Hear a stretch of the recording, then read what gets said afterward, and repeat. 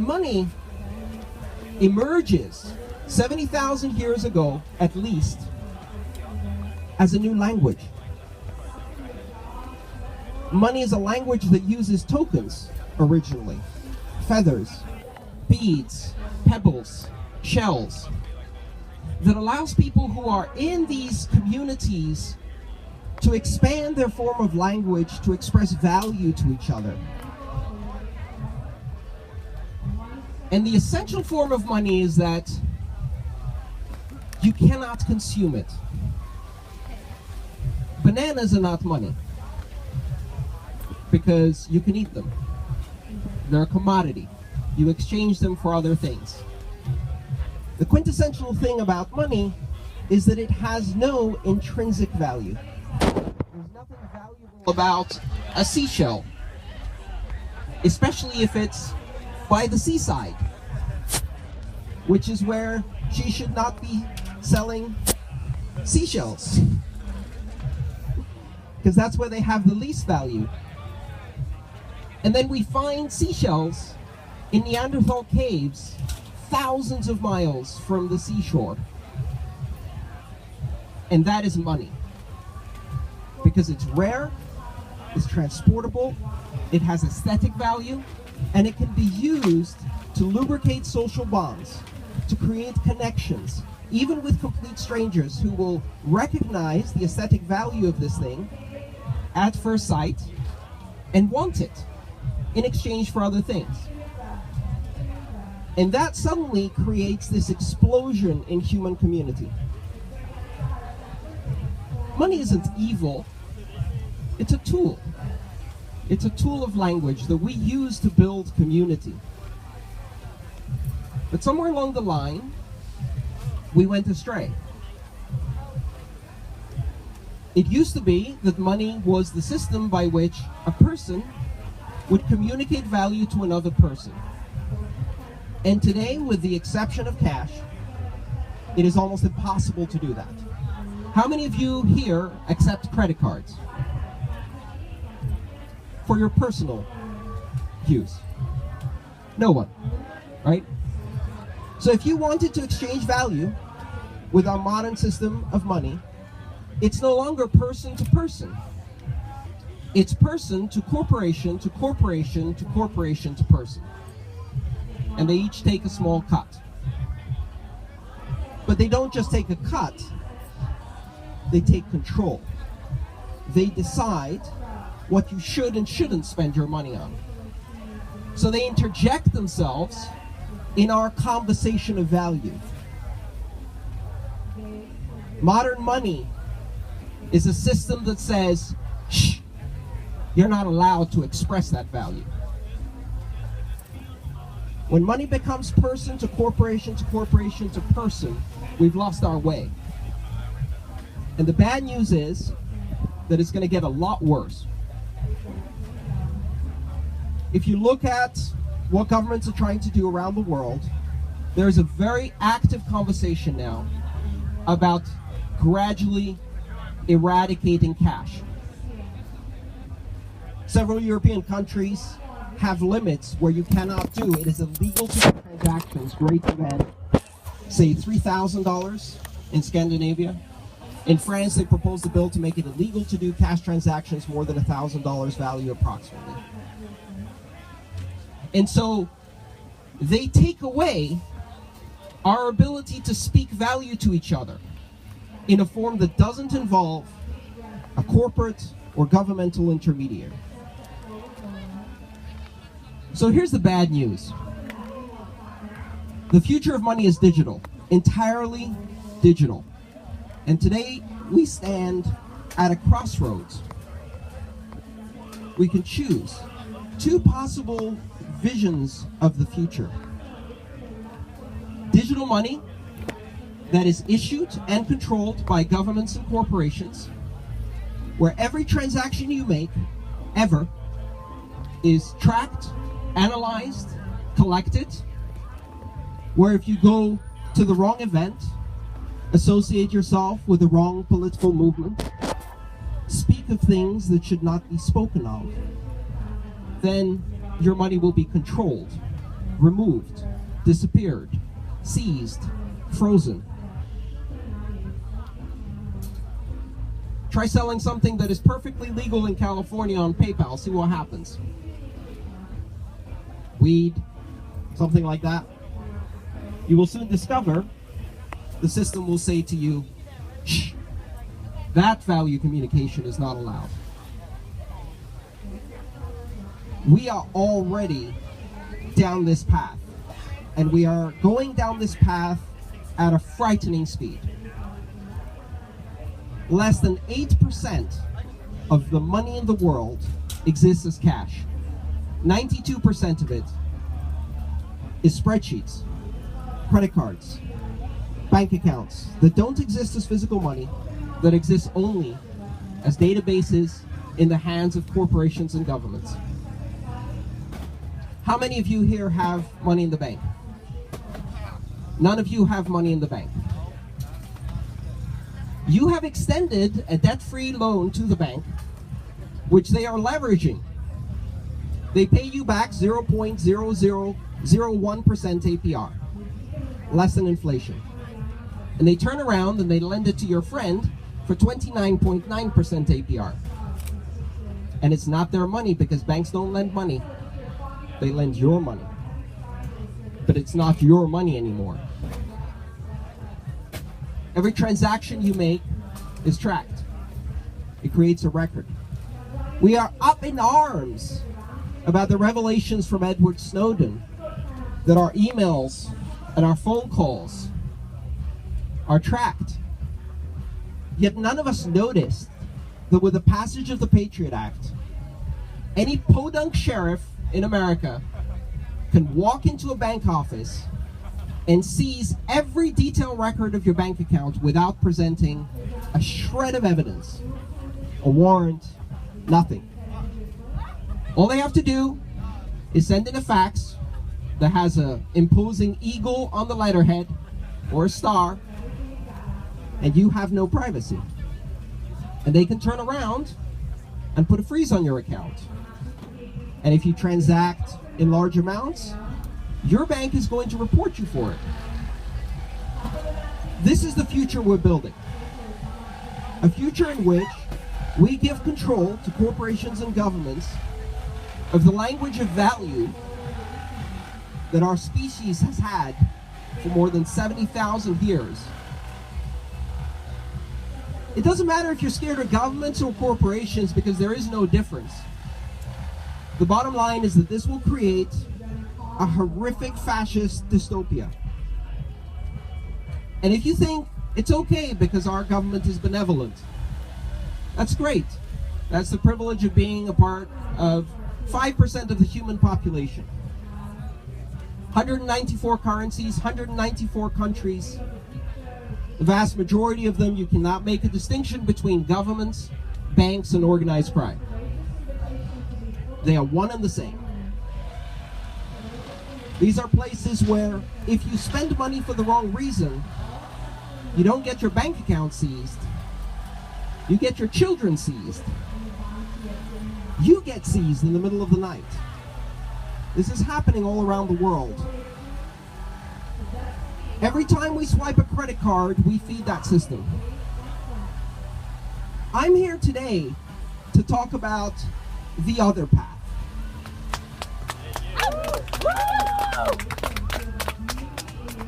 The other path started on January 3rd, 2009, where the governments of the world had a wet dream of total financial surveillance and control, and an anonymous character called Satoshi Nakamoto shat all over that plan.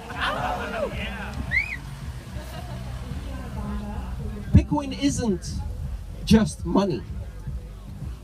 It is a platform that enables us, once again, to express value to each other on a person-to-person basis, without governments, without corporations, without intermediaries, with complete and total control of our own money. Bitcoin turns the idea of money as a form of speech into the reality, the technical fact that money is a form of speech. It is a content type. It is a media type that transits over the internet, just like all of the other communication. And that makes it unstoppable. Bitcoin is about local community. It is about re-engaging payments from person to person. It's about building a society where we're not simply reduced to the only way of paying someone being a tip. That's what we're down to. Cash is used to tip people. And everything else is done through the banking system. And we can now reverse that. But it gets better, because Bitcoin is simultaneously hyper-local for building communities and completely global, borderless, for building one community. It is a system that allows you to trade and exchange value, to speak your value to any human being on this planet in a few seconds for a tiny fee of a few pennies. And once you speak that value, no one can freeze it, no one can censor it, no one can seize it. And Bitcoin is getting more anonymous by the day, making it increasingly impossible to track. This is the fork in the road. We are not choosing between the world as it is today and a future of digital currency. The future of digital currency is happening now. Cash is going to disappear. Children born today will see cash only in museums. And so the choice is simply between two possible digital currency futures. Money of the people, or money of the corporations, by the corporations, for the corporations, of the government, by the government, for the government. And the best part is, you don't have to do anything to make this choice. You don't have to register. You don't have to create an account. You don't have to provide identity, your social security number, a photo of your passport. You can all pull out your smartphone right here, right now. 5 minutes from now, you've downloaded an app called the Bitcoin Wallet, any of the hundreds that exist on iPhone or Android. And that app is your browser into the Bitcoin network. And at that moment, you are able to send and receive Bitcoin. Should you invest in it? Should you take your dollars and convert them into Bitcoin? That's the obvious way, but it's not the powerful way to do it. I haven't bought Bitcoin in 4 years. I get paid in Bitcoin. I earn it. And there are thousands of people who are doing that right now. And that is an incredibly powerful choice. Because with that choice, I've achieved two things. First, I've taken the one most important thing that I offer to society, my labor, my passion, my voice, and I move that into the Bitcoin economy and feed that economy.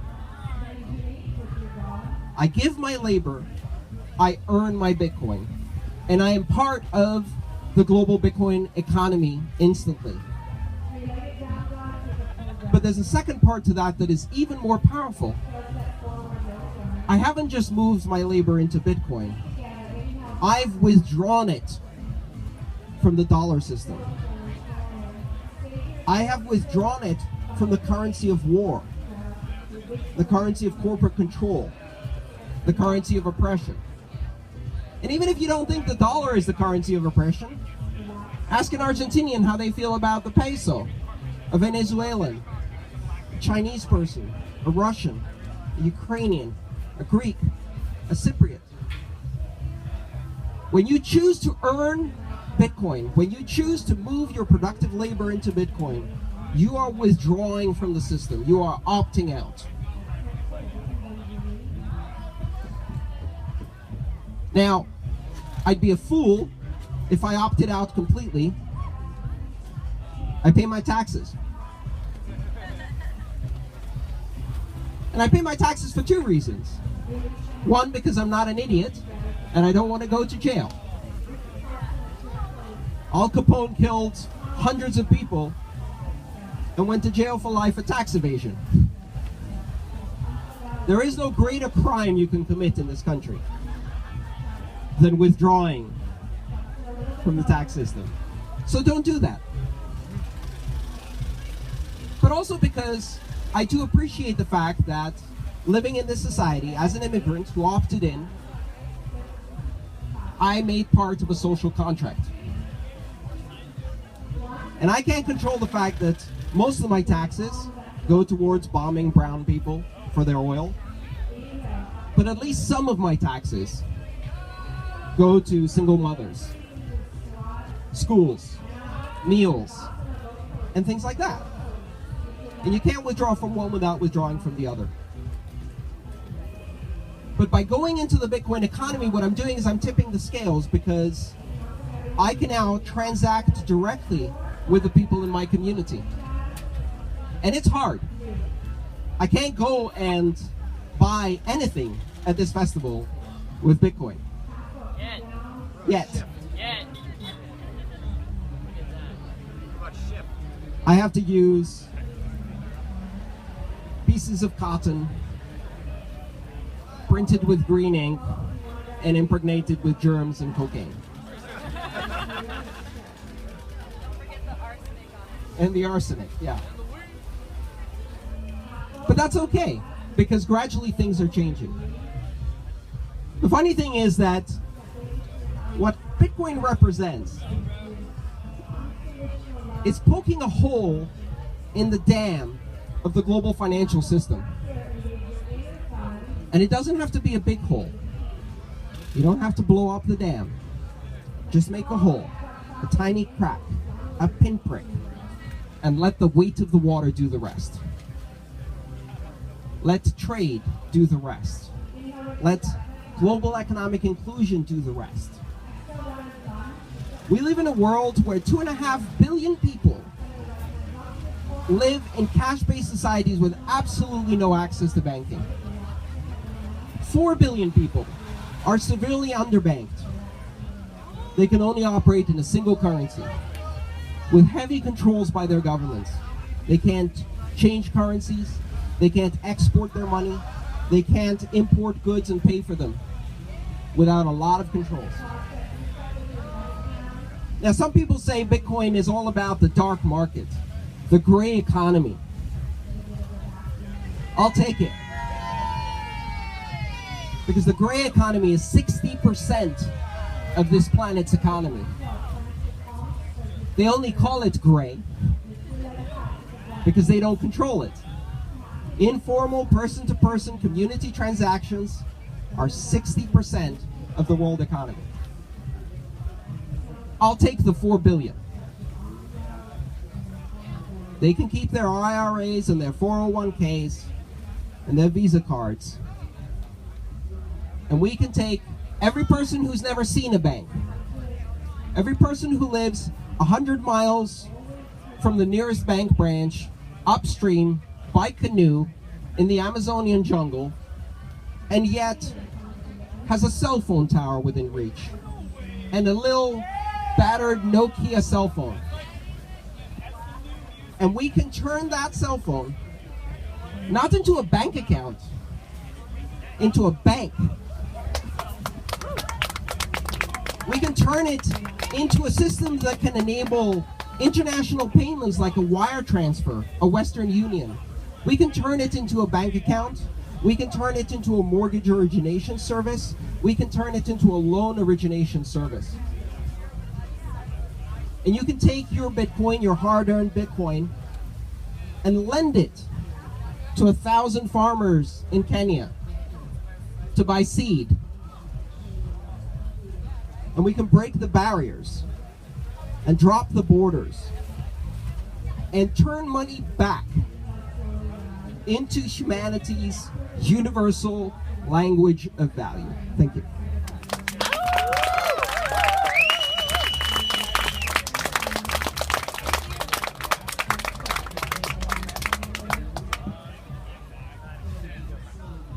now we have another 34 minutes. And rather than me rambling on, I'd like to have a conversation. You have a question? Yeah, what's your thoughts on Ethereum? What are my thoughts on Ethereum? How many people here have heard of Ethereum? All right, tech-savvy audience, very good. So Ethereum is a system that uses essentially the same recipe that Satoshi Nakamoto invented, but puts it to different use. Instead of building a platform that is primarily about currency and sound money, it's a platform for writing contracts, which are basically programs that encode agreements between people. So you can write a program in Ethereum that says, I will put some money into this program, and if I get a third party, like maybe UPS or the post office, to sign that you actually delivered your package, you get the money. And if that doesn't happen, 30 days later, I get my money back. And so you can take things that the system offers us, or pretends to offer us, like consumer protection, and you can put them right under the control of the person who is making the payment. They can decide the terms by which they're going to transact. And not just I pay you, but complex, rich language that can express all kinds of conditions. This is enormously powerful. And in both Ethereum and Bitcoin, you can do some pretty amazing things. Let me give you just one example. There's a woman called, and I'll mispronounce her name, Faresta Farouk, who is an Afghani woman.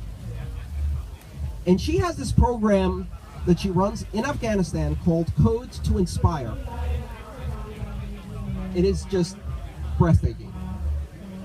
She teaches teenage girls in Afghanistan how to write code, how to program, how to write software, and then how to get paid for writing software in Bitcoin from companies and buyers all over the world. And the reason this is fascinating is not just because these girls are learning how to code.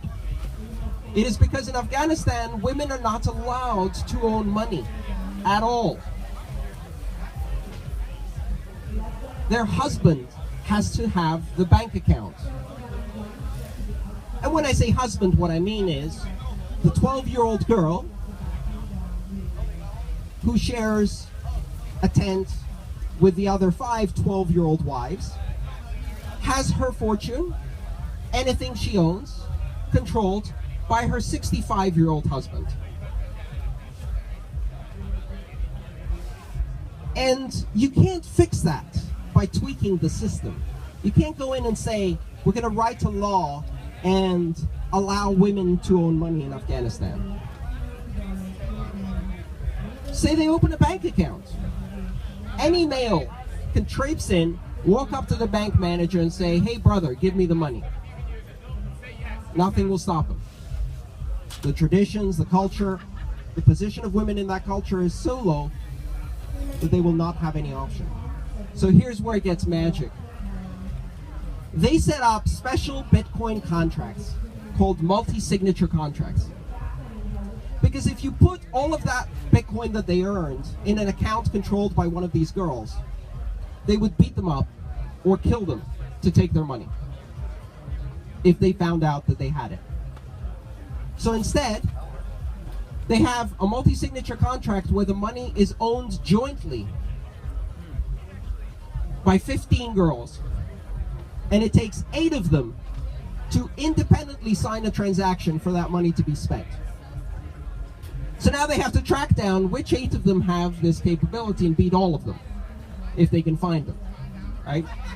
And what these women are doing is they're building not a nest egg, not a retirement plan, right? They're building an exit strategy. They're building a get the fuck out of here plan. They're using this money to pay people to smuggle them out of the country so they can go as refugees in another country and get an education. This is the power of contracts. It's more than just payments.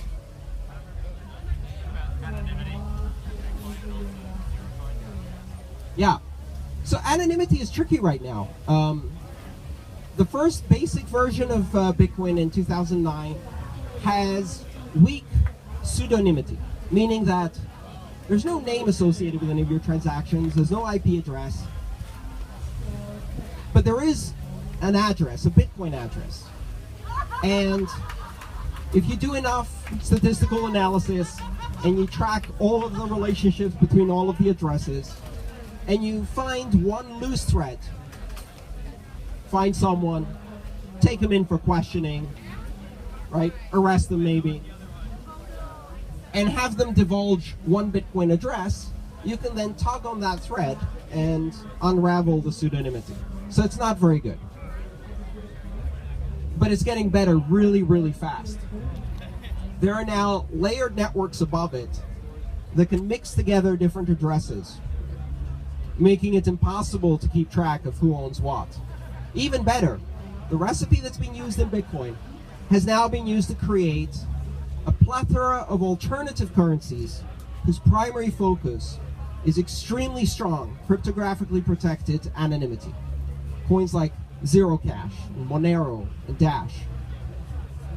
And these don't necessarily compete with Bitcoin, they complement it. So you can move from one to the other very, very quickly.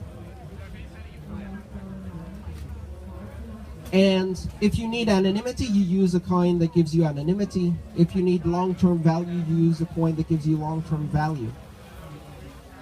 We didn't just build one, we built a forest of them. More than 1,000 cryptocurrencies have been launched since 2009, and the pace at which they're being created is accelerating. All right, who has a question? Yes. I actually just found out who you were like a week ago, and have non-stop listening to your podcast with Joe Rogan, like non-stop. It's revolutionary. I'm so excited, and but I sound insane. Like everybody just like, I think I just like I've been like ranting at my girlfriend and frustrating everybody. Like I don't get what it is. So like, how do you like prevent yourself from like being excited about it and then just coming off as like a freaking psychopath when you're like, it's bad karma to have your money in the banks because they're using it for evil, and then this is the answer to like everything. Like, is there a way to sound less crazy? How do you? So the question was, how do you channel enthusiasm about these technologies without sounding like a lunatic, right? I like to say that Bitcoin is not in the early adopter phase, it's in the lunatic fringe phase. The early adopters will come later. I don't avoid that. When I discovered Bitcoin, I went into a state of fugue. I lost contact with reality. For short term, not pathologically, exactly. I started spending 18 hours a day reading, listening, reading code, writing code, everything I could absorb about Bitcoin. My obsession was so enormous. And the reason this happened to me is because I'm a geek. I'm a really, really, really geeky geek. And I've done this 6 times in my life. I got my first computer at 10, disappeared for 6 months, learned how to program in 3 languages. Got my first modem in 1985, connected to a bulletin board system in Los Angeles from Athens. My father almost killed me when I got the first telephone bill. 100 hours of long distance calls in 1985 in Athens. Oops. I got on the internet in 1989, sent my first email, blew my mind, got buried in it. I downloaded my first browser in 1992, NCSA Mosaic. And I can say a phrase that very few people can say. On that day, in that afternoon, I visited all of the web. All 3 sites. And then I visited them again to see if they had been updated. They hadn't. And then I called all my friends over and we visited them again. and I disappeared down this rabbit hole. And then in 2011, I first heard about Bitcoin, and my initial reaction, which is the same reaction that everybody has, is, ha, nerd money, drugs, gambling, bad, boring. Then I read the white paper, and I went down a rabbit hole. I forgot to eat for about 4 months. I lost 26 pounds because I could not eat. People would bring me a sandwich while I was reading. I'd take one bite, put it down, and it would just sit there. I don't try to not sound like a lunatic. The simple answer is this: I don't give a shit. And the reason I don't is because I glimpse something. I've been primed through these 5 previous experiences, and I sounded like a lunatic. When you go around in 1992 and you tell everyone you know, the web is going to change the world and we're all going to be using it and everybody's going to do their shopping and banking, people laugh at you. Carl Sagan once said,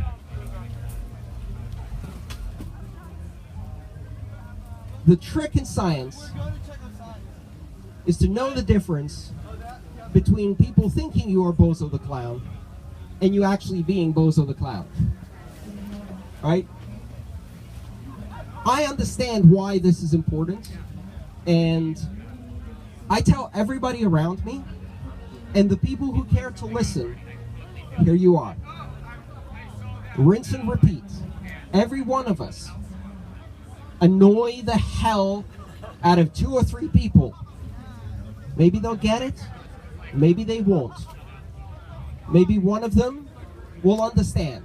And when they understand, they will go out and annoy the hell out of 2 or 3 more people. And you know what we call that in science? Exponential growth. I have absolutely no doubt in my mind that within a decade, at most 2, some form of cryptocurrency, possibly Bitcoin, possibly something very like it, will be prevalent, mainstream, and uncontroversial. And until that time comes, I am happy to be the lunatic on the stage. Thank you. All right, who's got a question? Yes.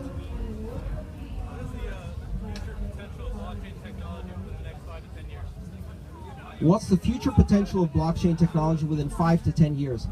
I try to avoid making specific predictions more than a couple of weeks out, because this space is moving so fast. My full-time job is keeping track of what's going on, and I can barely keep up. So I don't know what will happen in 5 years. It's very short term, and what you've got to realize is the time frames we're talking about. There have been 5 major transitions in the technology of money. From physical objects with no intrinsic value, feathers, pebbles, tokens like that, to precious metals, jewels, to precious metals stamped with the face of a king, to paper money in the 15th century, and then credit cards in 1950. And how did the world react to each of these changes? If you were in 15th century Europe and you tried to present a certificate of gold deposit as money, everyone you tried to trade with would tell you that's not money, go away. Right? It took 400 years for paper money to become not only mainstream but dominant, and to become accepted as having value. And that's insane, because if you think about it for just 5 minutes, unless you've been indoctrinated as a child into this culture, the idea that a piece of paper has value that is universally recognized is bonkers, right? A lot of resistance, especially if they keep printing it. It was this fantastic BBC documentary in Zimbabwe during the hyperinflation crisis. And the journalist sees this old guy carrying a wheelbarrow with stacks of $100 trillion Zimbabwe bills to buy a bag of rice. A wheelbarrow. And so he asked him, aren't you worried about carrying so much money? And he said, I'm more worried about someone stealing my wheelbarrow.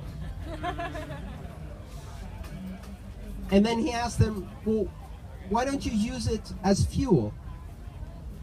Why don't you just, if it's worthless, why don't you burn it to cook, to heat? And he said, because paper money doesn't burn as well as goat shit. And there's this magical moment when you suddenly realize that your national currency is worth less intrinsically than dry goat shit.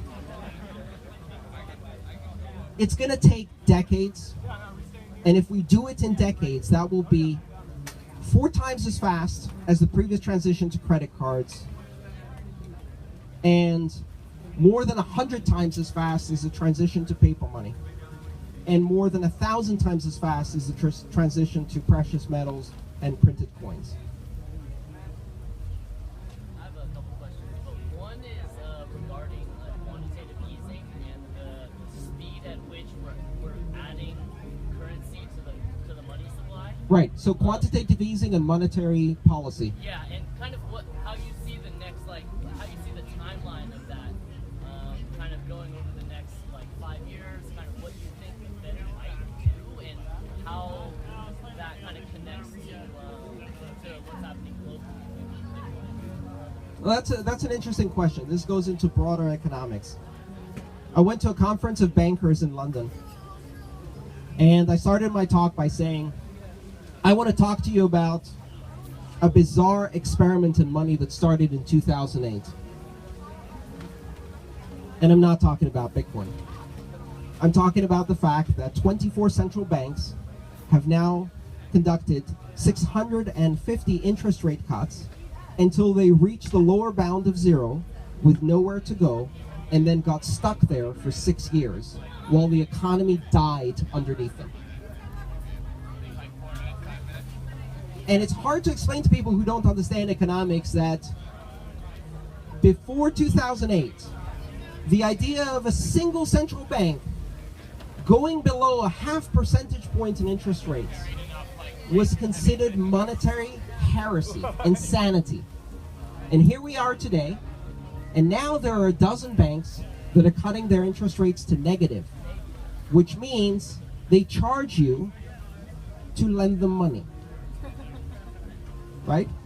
If you deposit money into the account, they take some out every month. Because they don't want you to deposit it, they want you to spend it. And so what do people do? They withdraw their money and they put it under their mattress. This is a scary time. Bitcoin didn't happen in a vacuum. For those of you who are technical, you probably already know this, but it always tickles me. There's a message embedded in the first block of Bitcoin. The first block mined on the Bitcoin blockchain is called the Genesis block. And everything else derives directly from that and is linked directly to that. And Satoshi Nakamoto needed a way to prove the date at which this Genesis block was used. But he also did something quirky in there too. He put the headline from a newspaper. And that newspaper headline was The Times of London, January 3rd, 2009. Chancellor of the Exchequer approves second bailout of banks. That's a little hidden message in there. It tells you not only when Bitcoin was created, but I think it tells you why. Why that date. I actually auctioned off that copy of the paper for charity at a conference. Someone bought it for $27,000 for charity, just to have that headline. We live in a time that has never happened before. Just before World War II, After the first financial crisis in World War I, the banking system changed under the Bretton Woods Conference to de-link money from gold as a first step, allowing countries to exchange gold, but delinking the value of the currency from the gold they had in deposit. In 1971, Richard Nixon took the next step and defaulted on the dollar by saying, up to now, you could take a silver dollar. It said $1 silver on the piece of paper. You could take it to the bank and you could say, I would like to exchange this. At the bottom of the note, it said, pay to the bearer of $1 silver. Check your money today. You do not have silver dollars. In fact, you do not have dollars.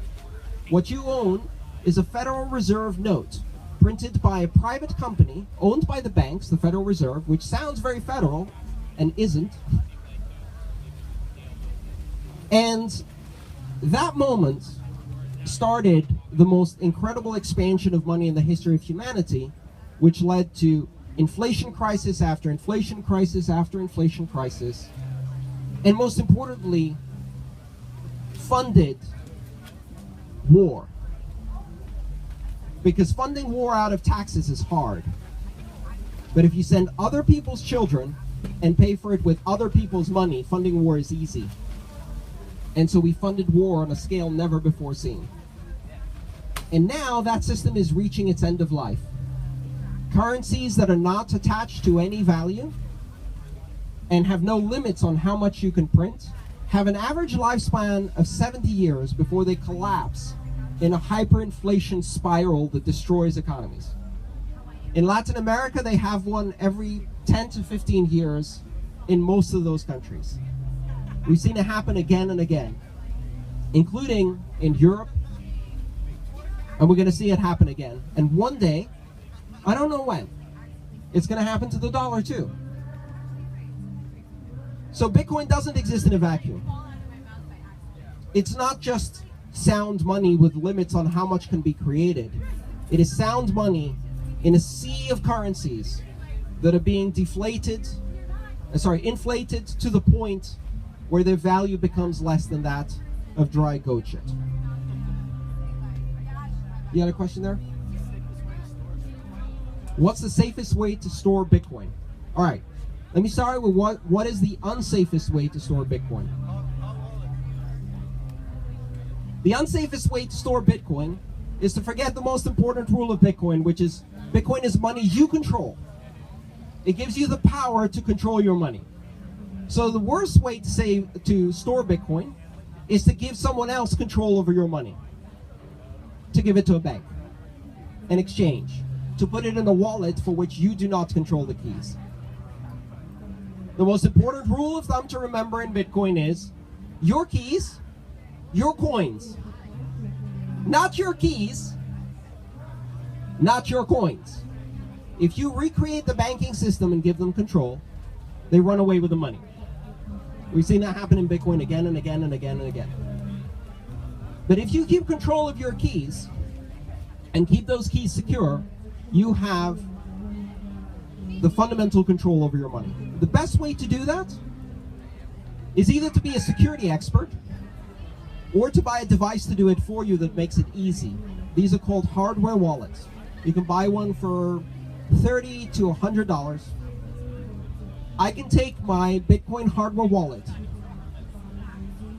I can go to a cyber cafe in Moscow, walk up to a desktop that has more viruses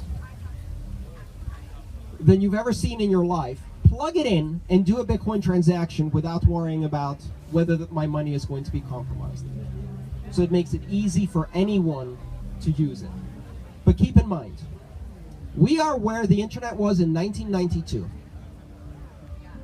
I tell the story of my first email. In 1989, I sent my first email on the internet.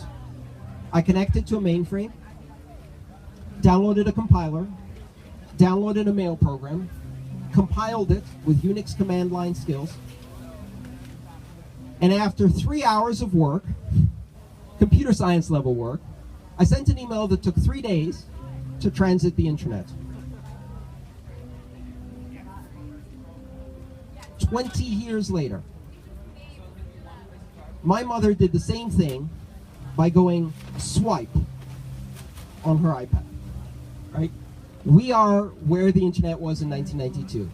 It's going to take a lot of work, a lot of great designers, a lot of great user interface design to make it intuitive, to make it secure to use, to make it secure to hold. But here's the best part about that.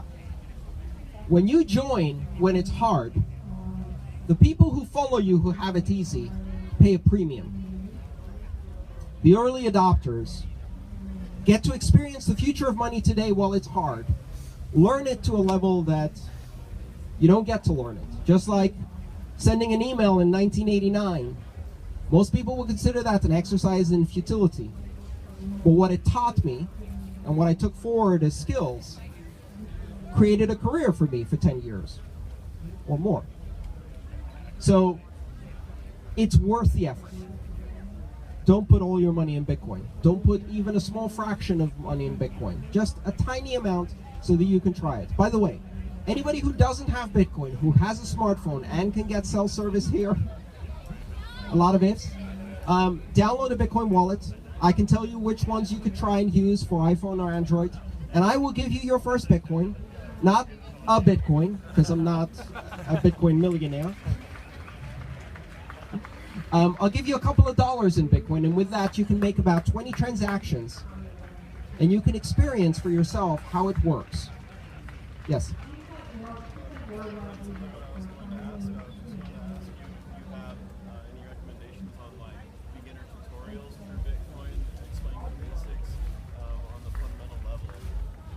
Beginner tutorials on Bitcoin. This is difficult, right? My job is education right now. It's difficult to get good quality knowledge about Bitcoin. I've written 2 books on the subject. My first book, Mastering Bitcoin, is for software engineers. If you're a software engineer, you want to understand exactly how it works, soup to nuts, that's the book for you. My second book is a collection of talks published 15 days ago called The Internet of Money. And it's about why Bitcoin matters. It's this philosophical level discussion of how it empowers people. Neither will help you get started. Video tutorials on YouTube. I've done a number of videos. I teach a university course for the University of Nicosia, which starts at a very introductory level. It's free. It's a massively open online course. Stanford has a massively open online course that you can subscribe to learn about Bitcoin from scratch. It doesn't require technical background. So there are a few limited sources, but it's still very, very difficult. There's a very steep learning curve. Yeah, play with it. Start playing with it at amounts that you can afford to lose. Question? Is there actually any coins? Is it backed in gold? Is it just on the internet? How does Bitcoin, in Bitcoin there are no coins. There are no physical coins, but there aren't even virtual coins.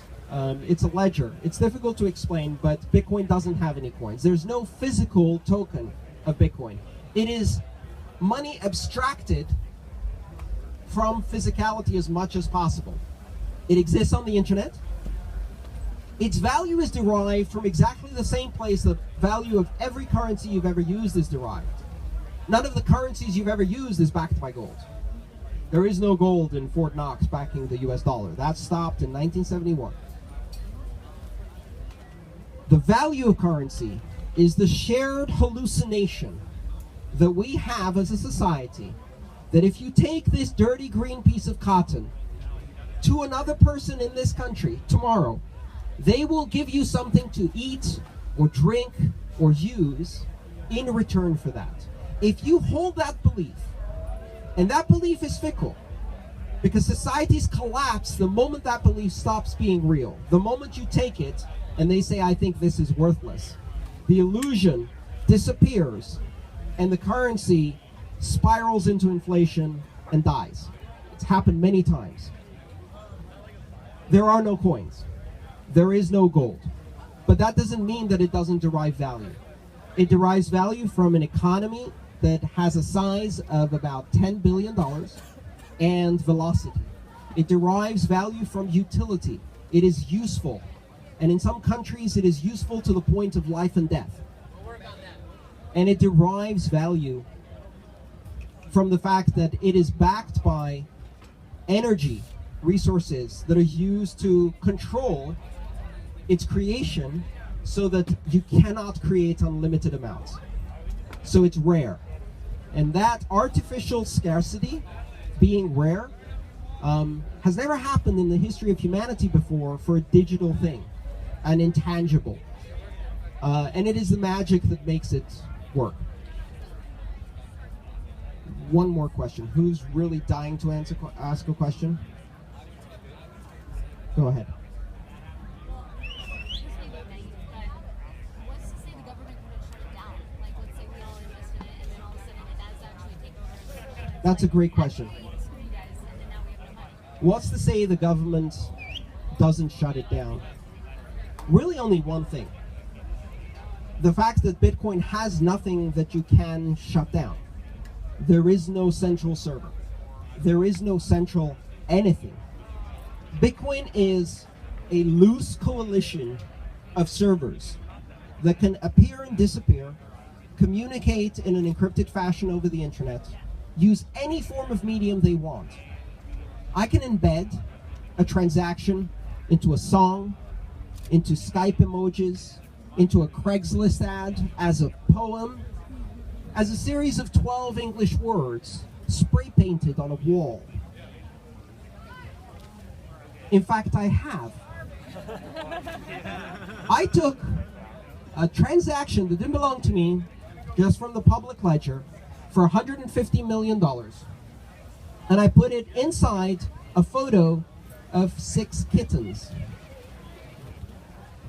So if you think you can stop a form of money that can embed itself in the most important form of content we have on the internet, billions of cat videos.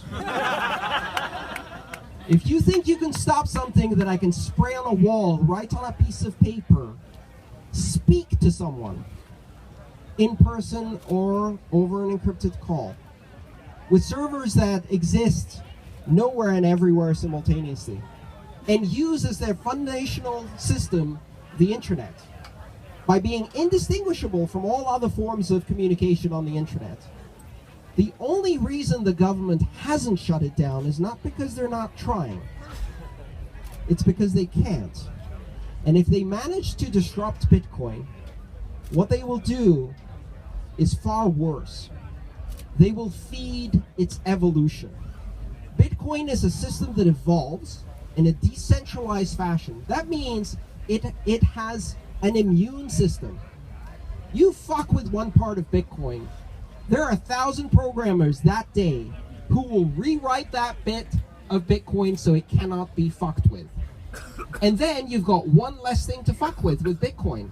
And we keep iterating that. Every time you attack a host, it gains immunity. What doesn't kill it makes it stronger. And if they kill it, the day after we resurrect it. And we call it Bitcoin 2. All right, one more, because you've been begging to ask a question. Go for it, please. Yeah, no, I've been studying politics and economics and secret societies and the banking structure for 20, 25 years. And I can say that every single thing that you're saying is absolutely 100% true. And I support you absolutely in everything you're saying. Thank you. And also, what you're saying about it coming back home here, eventually it will, and it's inevitable. But I wanted also to just to say that, what you could possibly speak on, which would be good, is how the banking system and the global system itself is getting ready to unveil their own forms of digital currency, and how they're not going to be like Bitcoin, they'll still be inflation. And can you talk about that for a moment? Yeah, the fight is coming. And one of the fantastic things that's happening now is we're beginning to hit the zeitgeist. It is going to be a fight between eCoin and Bitcoin. How many of you here watch Mr. Robot? A few people. If you haven't seen it, it will blow your mind. That fight is coming. And I am perfectly confident that that fight is one we win resoundingly, and it's really a simple equation. If you create a coin that you control, the ability to control immediately creates the responsibility to control. In our system of government, ability equals liability, responsibility. If you can control transactions, you must control transactions. You must monitor, freeze, seize, and censor transactions. You must interject yourself in the communication. If the banks create a system that they control, it cannot be open, it cannot be borderless, it cannot be decentralized, it cannot be censorship resistant, it cannot be open to participation, and it cannot be open to innovation without permission at the edges. If they control it a bit, they must control it totally, or they go to jail. Because the system they built is the gilded cage they now have to live in. If they build a system they don't control, it's a waste of time because we already have one of those, and it's called Bitcoin. And it's bigger, faster, better, and getting better every single day. The magic of Bitcoin is not digital currency. The magic of Bitcoin is not the blockchain. The magic of Bitcoin is decentralization, removing power from the center and spreading it as far as possible. It's the same magic that makes the internet what it is today, that gives it power and makes it uncensorable and impossible to shut down. The same thing that means you cannot unpublish something that's on the internet means that you cannot stop something that's on Bitcoin. And that power creates a system that has certain characteristics. It doesn't matter if it's called Bitcoin, Ethereum, or any of the other systems that exist out there. Don't pay attention to that. Ask the following question. Is it open, decentralized, borderless, transnational, global, open access, permissionless innovation, censorship resistant, and as anonymous as we can possibly make it? If you answer yes to those questions, that's the right one. And they can't say yes to any of those questions. And with that, we have to wrap. Maybe to end off, just like one thing people should do as they do one thing leaving this festival, what should it be? And then we close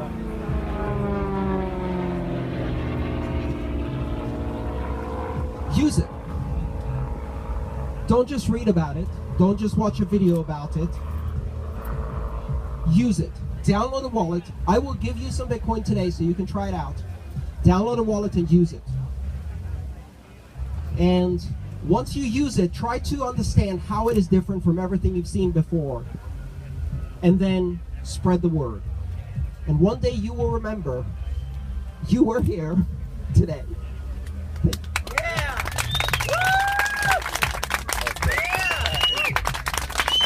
That was totally awesome. Thanks so much, Andreas. I totally get that. The best way to explore these systems is to go and get your hands on them and actually practically use them. So go download a Bitcoin wallet, go download an Ethereum wallet, try it out, get some experience.